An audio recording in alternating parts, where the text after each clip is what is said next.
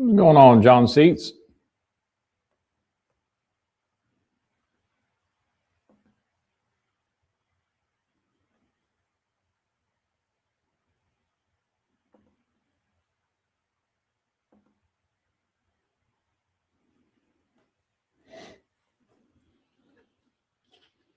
John, you getting any rain yet?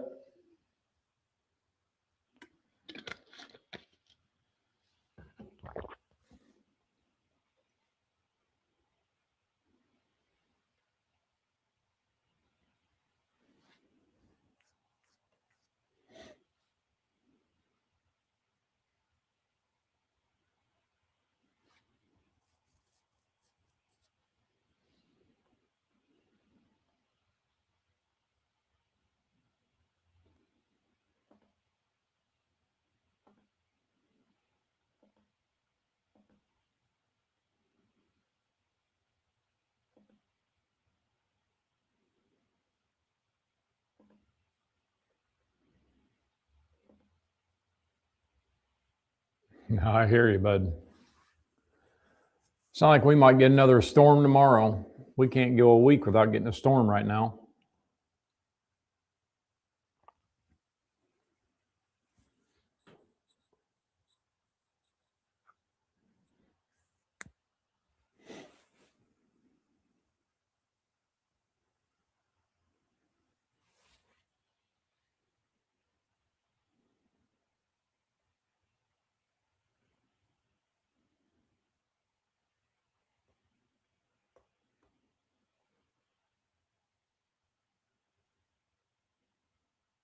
Good deal, JC. That's awesome.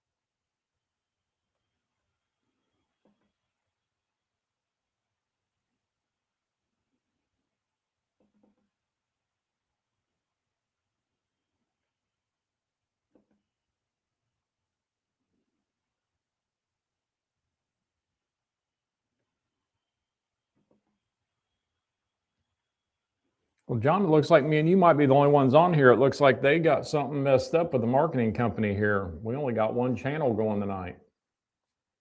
None of the others is on here.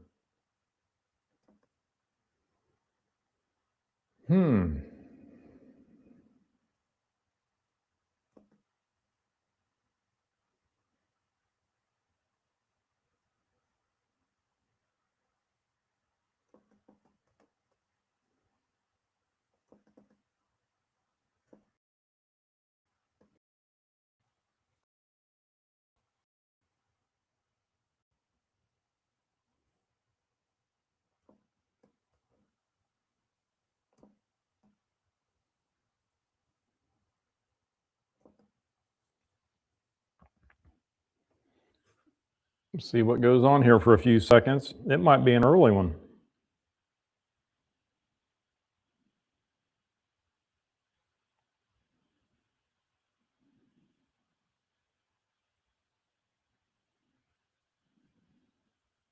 Mark Coleman.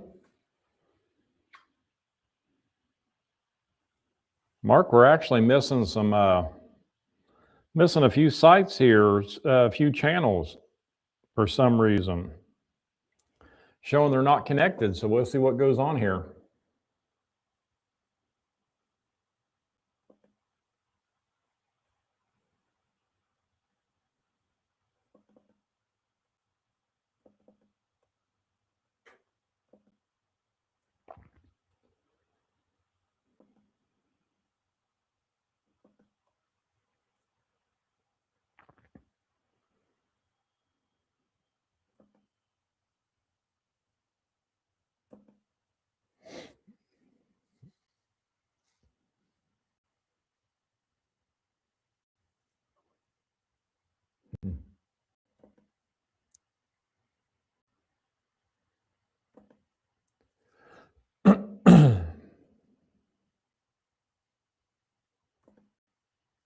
Well, I guess we'll just do with what we got here. Rick Stillman, I'm glad to see you finally got on here. We got some channels messed up here. I don't know what's going on. We got like 4 channels that are not showing they're connecting tonight. So that's probably why you're having an issue.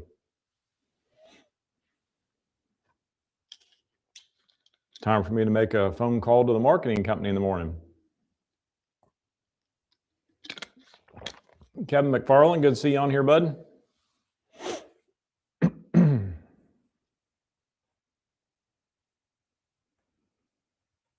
Oh, Robert, good to see you on here, bud.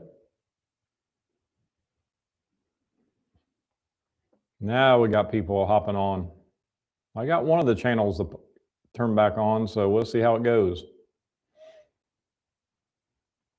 Oh, well, pretty easy topic tonight, but it's kind of funny. I put this schedule together back the 1st of January. I actually did it during the ATA show, so about 7th of January. And we have had nothing but a flood in the last 2 weeks here in Central Illinois. And the topic tonight, wet issues. I cannot believe it. That's kind of ironic. Because we're definitely here having some wet issues, and a lot of you guys aren't having anything. So, oh, Chris Ashley, good to see you on here, bud.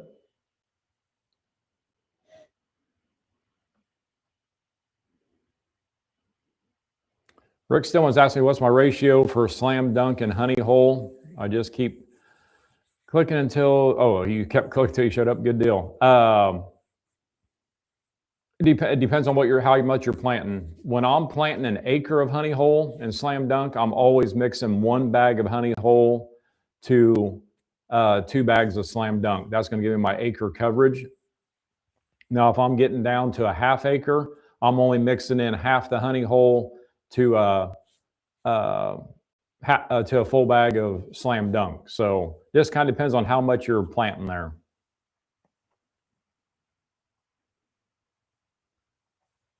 Kevin, sounds good. Just give me a call, bud.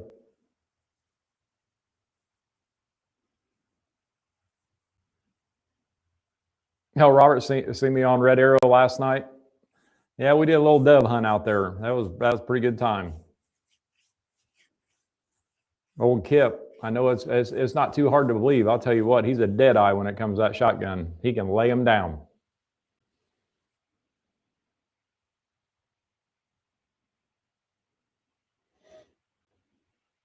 All right, let's get on here and talk about this a little bit. You guys got questions, feel free to throw them on here. I'll go through them here in a minute. But again, just like my buddy John here says, no good chance of rain for the next 10 days in Southern Illinois. We are so wet here, we got standing water everywhere. It's crazy. It's so wet that my honey hole and slam dunk plot is stunned out right now. It is just staying dormant. This is way too wet. But what the title of the night being, drought and wet issues, depends on what you have going on there. A lot of you got drought type situations going on. A lot of you got the flooded type situation like we have with way too much rain. And others, I pray that you guys are actually getting good rains here and there and everything's growing great. So let's start out with the wet stuff first, because I know by my phone calls I'm getting on a daily basis, people needing to replant, waiting for the water to go down. One thing that I'd really like to stress tonight, and this is something that a lot of people do, they hear me preach about call the pack and food plots, which is great. I'm glad they do.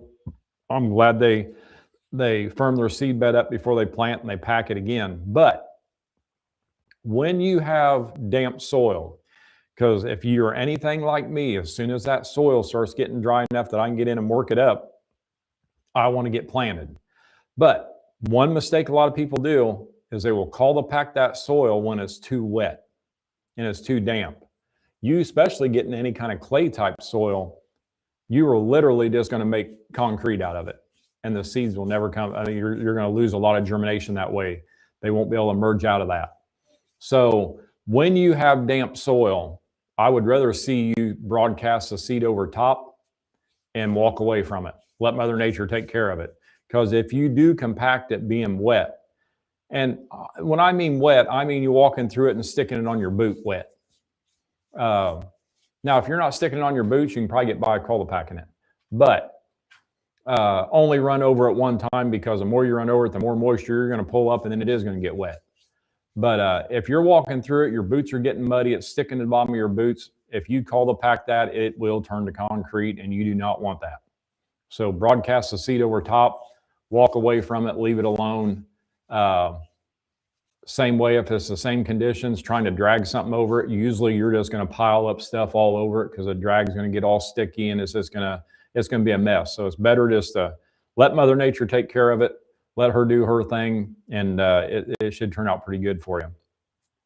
But, you know, with it getting almost September now, we're kind of looking into, and it's not too late in the Midwest to plant honey hole.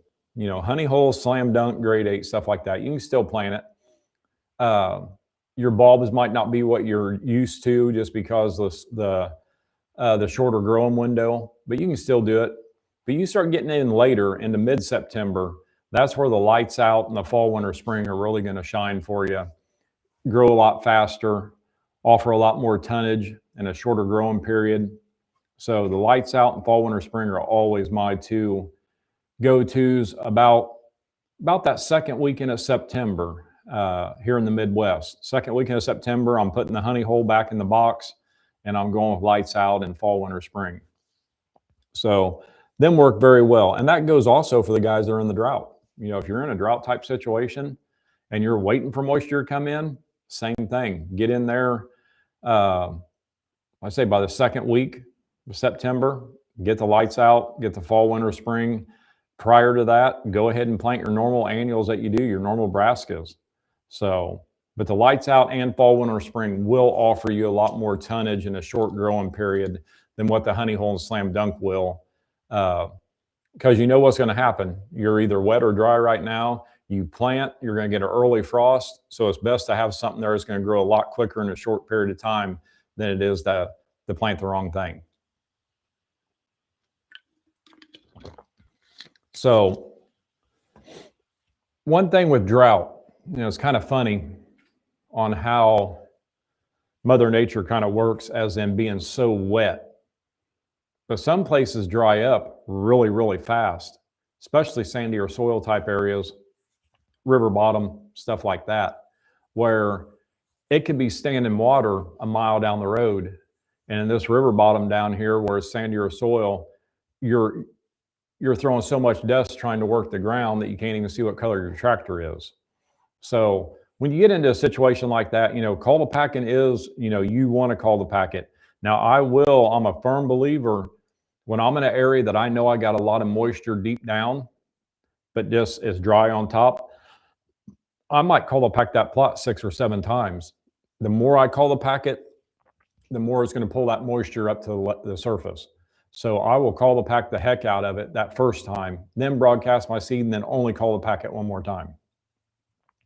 And like anything else, pray for rain after that. So hope you don't get the rains that we've been getting here.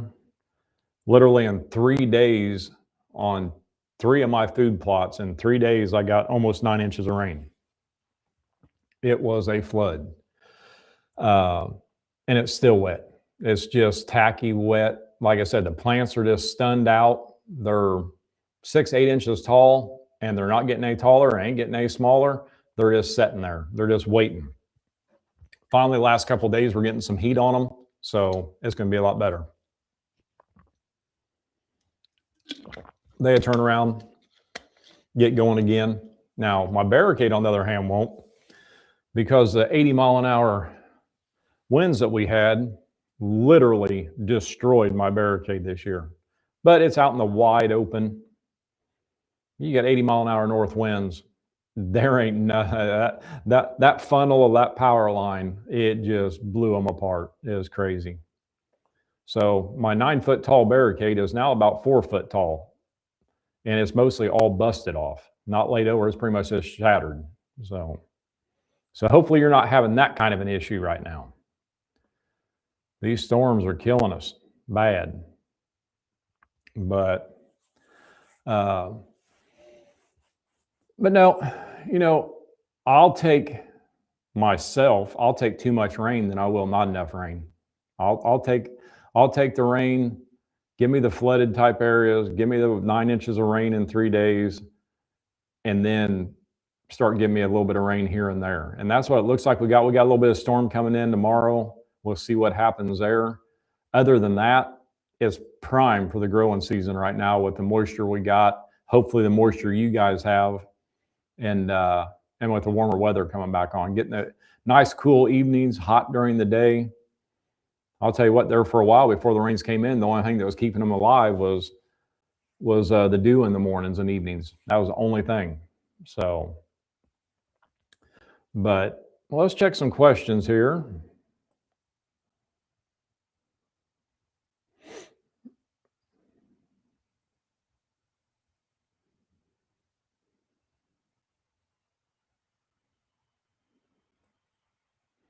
Kevin McFarland, at what point do you get concerned about the plots being washed out? I'm dealing with that. A lot of my areas, extremely heavy rains. Kevin, usually I'm getting in there and I will just kind of go through the plot.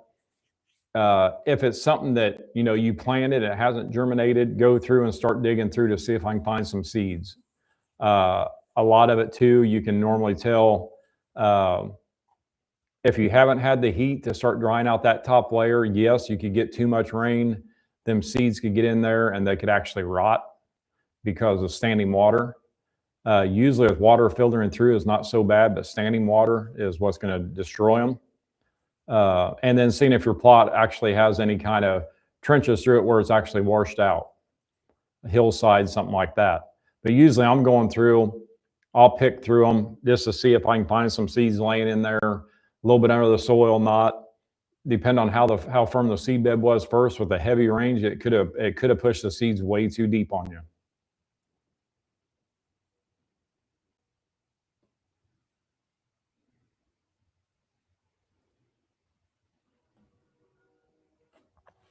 When's the last time I should mow my clover plot before hunting season in northern New York? I always mow my clover the last time a month before season, if Mother Nature is allowing me to do that, if we've had enough rain or we're not in a drought, stuff like that. I always like to give it a good 4 weeks of fresh growth before the season kicks in. But it just depends on, really, if you want to knock it down a couple of weeks prior to hunting, knowing that you have a lot more growing season left in you, being in New York, maybe not, more power to you. But I always like to at least give about 4 weeks. Jason, good to see you on here, bud.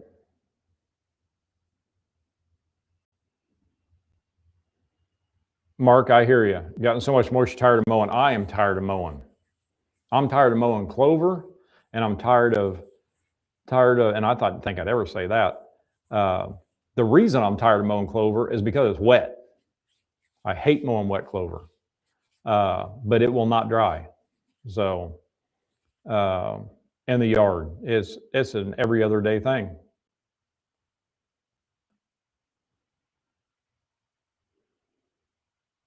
Jason's saying he's got great conditions in New York and Ohio, perfect growing weather for the plots. Absolutely, bud. This weather right now is beautiful that we're having here. See if I'm missing anything here. Oh, and just to let you guys know before I forget, let me pull it up here so I got the names right. I do have 2 winners for the kitchen sink block photo. They've already been contacted. The marketing group actually has the pictures, building some graphics off of them. Let me find out here. And both these guys are new to the show. They actually watched it on YouTube after a few days later, and actually I had a bunch. Actually, I counted. I think I had 181 pictures, which is awesome. I mean, I appreciate it, guys, very much. All right, let me find my file here. Bill Gum, which is from Kentucky, and Wade Ryan. He's actually from West Virginia. But they sent some awesome photos in. Both of them did. Everybody sent great photos. I'm going to be using everybody's photos. The photos were awesome. I couldn't believe the different, how do I want to say it? The different setups you guys came up with. Some of them were, I mean, they were awesome. So, but nope. And for the guys that did the antler drawing, everything's been processed. The products have been shipped. So actually, that was as of yesterday or day before yesterday, they were shipped. They've been processed for a while, but you should be receiving them anytime by FedEx.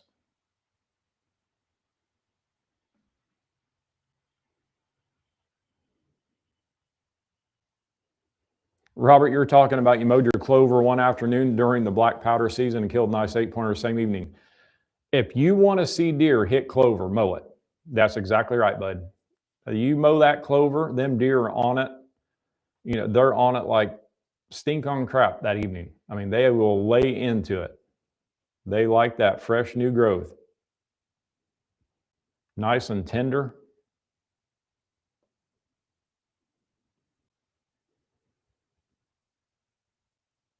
About like seeding a food plot. If you want to see turkeys, seed a food plot. You'll have a camera full of them on that plot when you leave. All right, I think questions are caught up. But no, again, guys, if you weren't on here just a few minutes ago, the fall, winter, spring, the lights out, that is your go-to late planting mixes. You know, and I know all of you have seen them on here before. I'll throw them on here again. Fall, winter, spring is a phenomenal mix with the cereal grains, the radish, the buckwheat, and the peas. You cannot beat it. The peas I don't care about for a late season planting, but the deer will, as soon as they sprout, the deer will nip them off. You'll probably never see a pea ever in that food plot because they keep them nipped off at the ground. But it takes the pressure away from the other stuff that's in it. So I love that mix for a late planting. And then the trusty lights out. That's been my go-to for a late season for many, many years. Forage, oats, and turnips, you just cannot beat it. So works out very well. But both of them are awesome for a late season food source. I mean, late season planting. I'm sorry, bud. So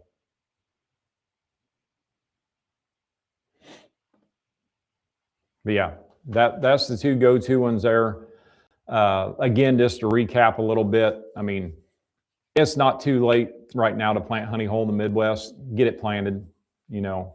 But you get into that second week of September, I would start going in, looking towards more of the lights out, the fall, winter, spring, going that way with it.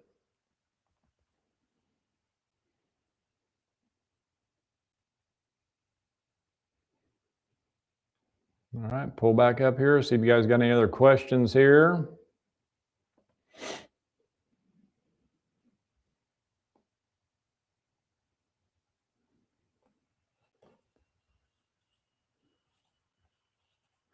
Mark's asking, will a significant rainfall wash away the effectiveness of a freshly sprayed clover, a covering of clover fuel, Jolt, or Plot Max?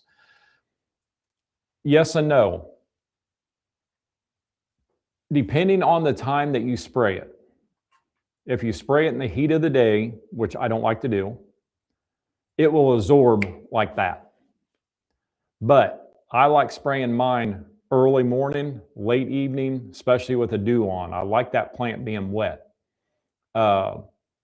With that, you're looking at probably about a 30-minute window. After you spray it, you don't want rain for about 30 minutes. And then you're good to go. The Plot Max, don't have to worry about it one bit. But the foliar fertilizers, the clover fuel, and the Jolt, I would give it at least 30 minutes. And even with me liking my food plot, the clovers to be wet, I'm not talking wet like a torrential downpour. We just had 2 inches of rain hit, and as soon as it quit raining, I'm going out there spraying it. I'll give it about 30 minutes. Them plants will still be damp, but they're not just going to have all the runoff on them. So that's where you'll see me when I'm going out, and for some reason, if I have to spray middle of the day, the hottest part of the day, I have to. There's no doubt of it. I do not have any other time. I'll never put a surfactant with it. Never. Because it's too easy to burn that plant with a surfactant. Early mornings, late evening with a dew, or after a rain, 30 minutes, an hour after a rain, I'll always use a surfactant just to help it stick better. But I get better results that way. So I do not, try your best not to spray foliar fertilizer, especially nitrogen base. They're like the Jolt on your annuals. Try not to do that in the middle of the heat, the hot of the day. Try to do it more of an early morning, late evening.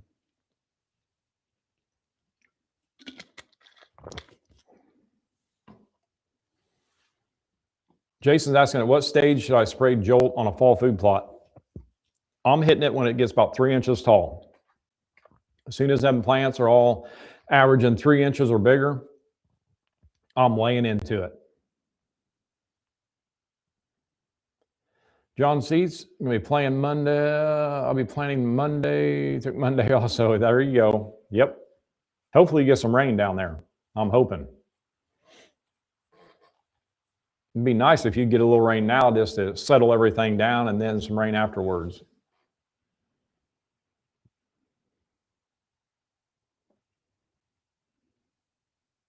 But Mark, back to yours about the wash away with rains with the foliar fertilizer and the Plot Max. The Plot Max, you have nothing to worry about.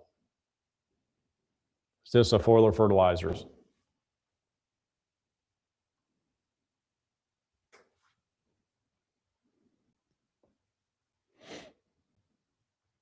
All right, guys, you got some more questions for me? I'm more than happy to answer anything I can.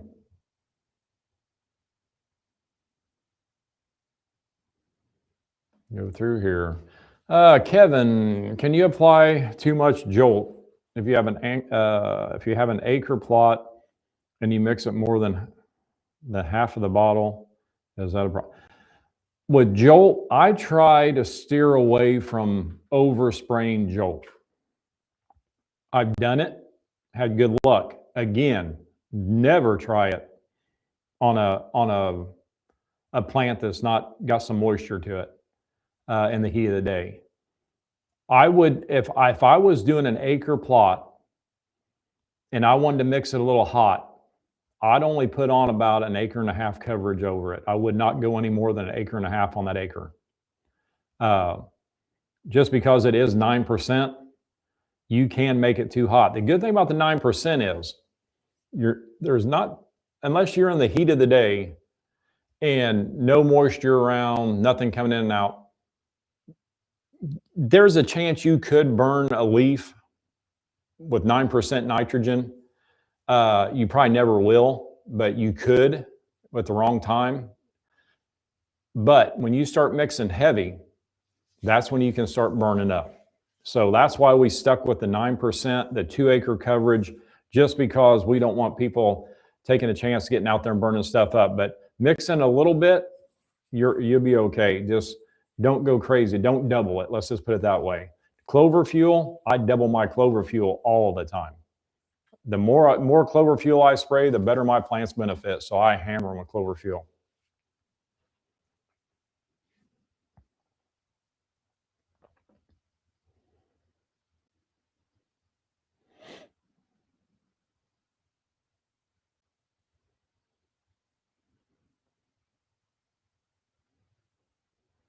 Make sure I didn't miss somebody here.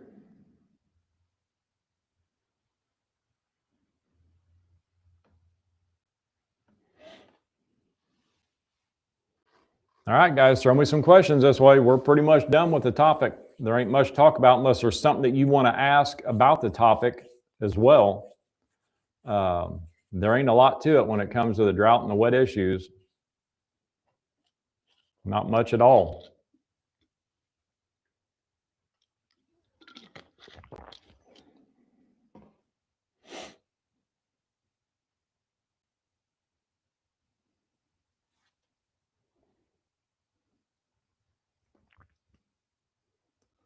Make sure I got everybody here.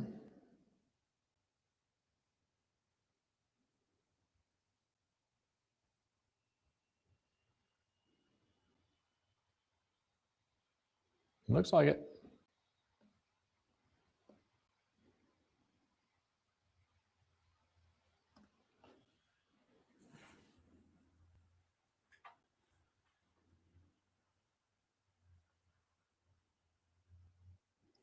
Chris Ashley's asking here, let's get back up here to this. If you spray clover for broadleafs and give it a few weeks, do you mind spraying it again to knock more out that made it through the first time? I try not to. If I'm gonna double spray with a broadleaf killer, select broadleaf killer in my clover, it's probably gonna be at least, I'm probably looking at least a month from the day I sprayed the first one. You can stun that clover pretty good. And the reason I say that is because no matter what herbicide you use, the select herbicide you use, you're going to stun the clover. So after you stun that clover, you're going to notice that it's going to take a week to two to jump back and really start growing good, even with putting clover fuel to it when you spray the herbicide. So you always want to give it the time to get back in its growing state, growing good again before you give it another dose. But with this, Chris, and this might be what you're asking, is within a few days after using a herbicide for broadleaves, you won't know if you killed them yet or not. So I'm wondering if you're asking, and probably are, after you see the kill off, which is going to be, 3 weeks or so down the road before you see what's a good kill off on it. And then, yes, then you could spray again because you're getting close to that month time.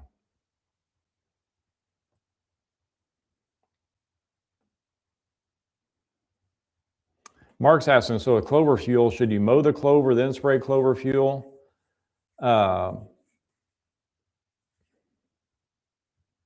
Or spray clover fuel and then mow later? I always spray my clover fuel about 2 to 3 days after I mow. I don't spray it prior to mowing unless I'm going to spray it, a good couple weeks ahead of time. But I will always come back when them plants start popping them leaves back out a few days, about a week or so later, I will spray the clover fuel then.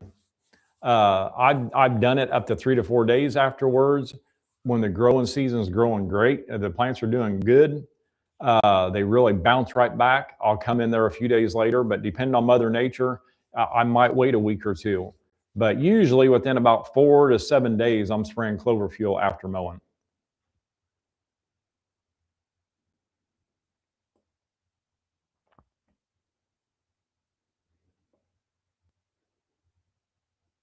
Oh, John's on here want me to tell everybody to come and see me this weekend at Deer and Beer Fest. I'll tell you one thing, a lot of these guys, I know where they're from, and they ain't going to come and see Robie Pruitt at Deer and Beer Fest. They're a long ways away. But yeah, anybody on here or anybody that watches this later, Deer and Beer Fest in Bloomington, Illinois is this coming weekend, Friday, Saturday, Sunday.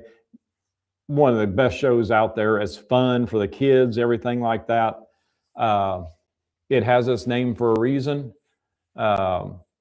It's just a good time. It's unlike any other trade show out there, but really, really good time. And I will actually be doing seminars there on Friday evening and Saturday during the day. So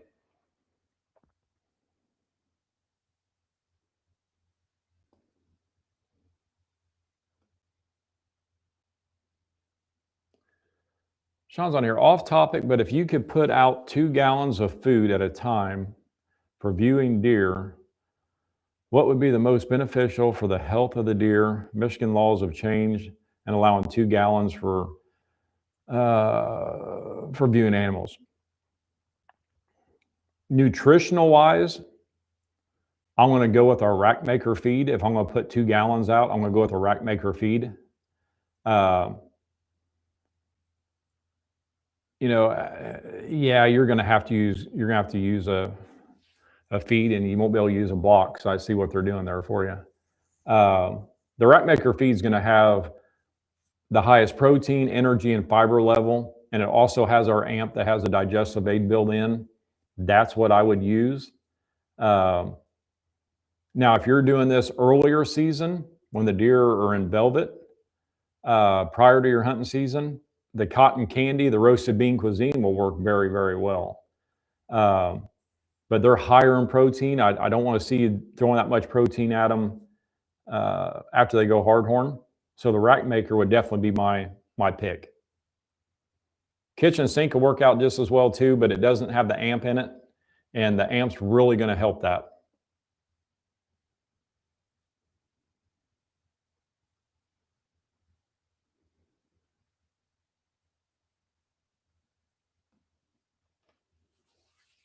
Rob, absolutely.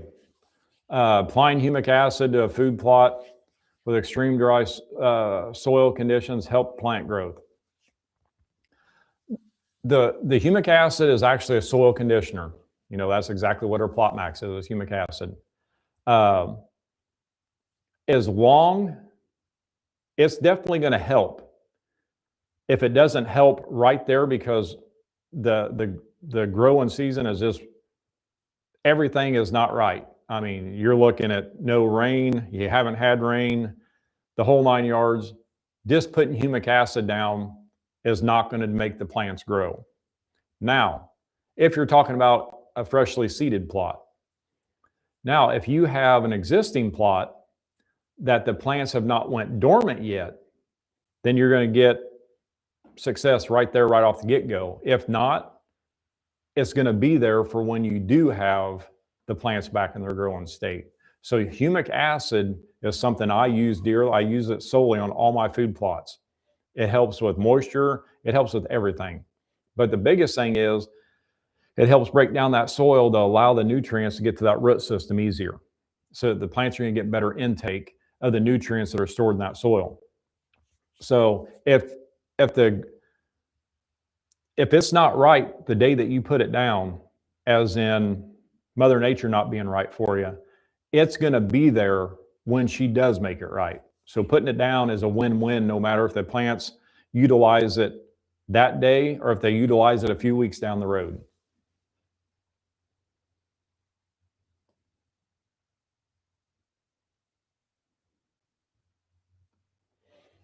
Mark, if you're in a drought type area, should you minimize mowing, just stay off the plots, fear of breaking down? Absolutely, bud.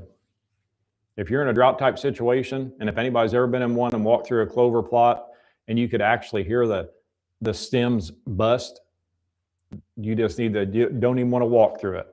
So yeah, you always want to wait till the moisture comes back in, get them plants back in their growing state, then you can get back to mowing. But if you're in a drought type situation, the best thing you do is stay out of it.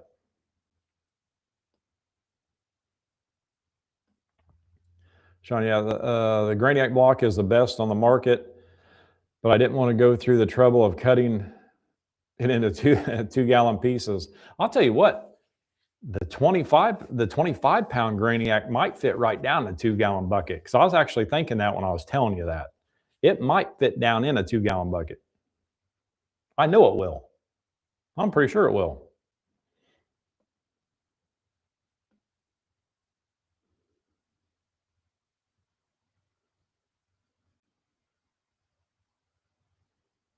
No kidding, Rob. The crows eat your cotton candy so much the deer can't even get it. That is crazy. That's the first time I have heard that. Now, don't get me wrong. I hear the birds eat it and everything just like anything. But that is crazy. They even eat the cotton seeds as well. That is crazy. I've never heard that with a crow doing that. I can believe it though.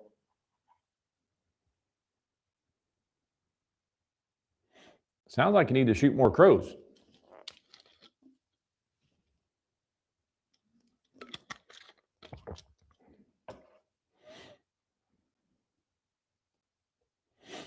All right, just make sure I didn't miss somebody here.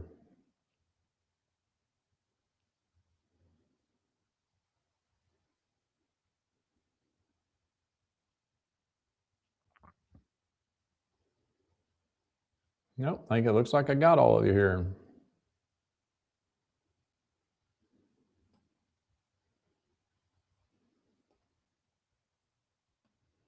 All right, what else you guys got for me? Still got a little bit of time here before they throw us off here. If you want to got some more questions, if not, we'll call her good for the night. Be back on here in a couple of weeks. Actually, in 2 weeks is the last show for the year. That means it's almost deer season.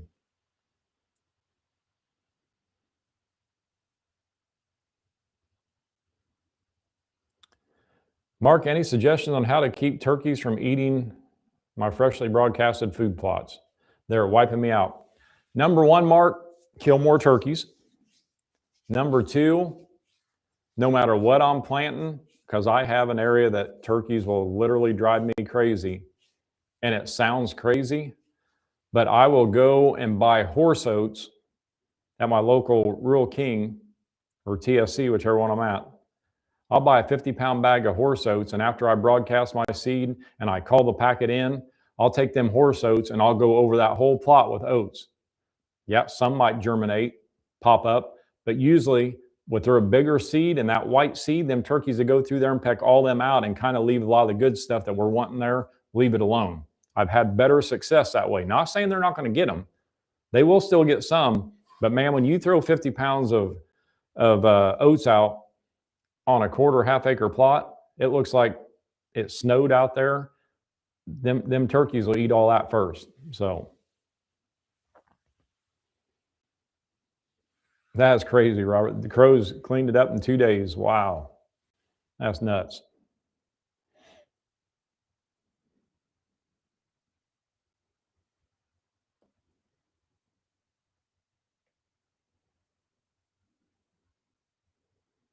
All right, guys, I guess we're going to hop off here for tonight.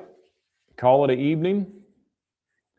Like I say, I'll be on here in 2 weeks. It's going to be our last show for the season, and see what we can come up with there. We got a lot of different stuff to talk about there. So it's going to be a lot more, still have some food plot stuff, but a lot more feed, attractants, mineral stuff like that. So building a healthier herd. So we get more into the nutritional value of stuff on the last show. So, all right, guys, you have a good night. You take care, and I'll see you here in a couple of weeks.